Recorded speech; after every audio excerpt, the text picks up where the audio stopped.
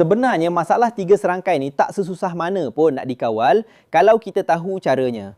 Tapi itulah, ramai yang terlepas pandang punca sebenar sampai bacaan darah tinggi, gula dan kolesterol makin susah nak stabil.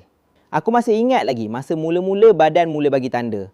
Mula-mula ingat penat kerja biasa. Tapi lama-lama kepala selalu berdenyut, belakang leher rasa tegang, badan cepat letih. Dan bila pergi cek, rupa-rupanya bacaan darah tinggi, gula dan kolesterol semua dah mula naik.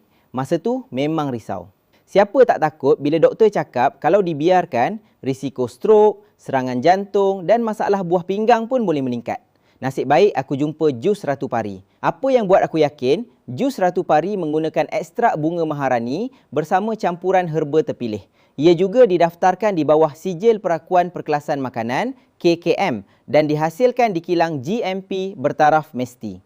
Bunga maharani ini bertindak sebagai diuretik semula jadi yang membantu menyingkirkan garam berlebihan dalam badan dan menyokong tekanan darah yang lebih terkawal.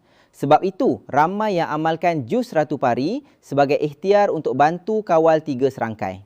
Lepas aku amalkan secara konsisten, kepala dah kurang berdenyut, belakang leher dah tak setegang dulu dan badan pun rasa lebih bertenaga.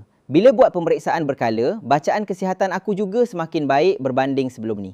Baru aku sedar, 3 serangkai ni jangan tunggu sampai jadi lebih teruk baru nak bertindak. Kalau korang pun tengah mencari ikhtiar untuk bantu kawal darah tinggi, gula dan kolesterol, cuba tengok jus Ratu Pari dekat beg kuning. Sekarang tengah ada promosi diskaun 50%. Jangan lepaskan peluang ni.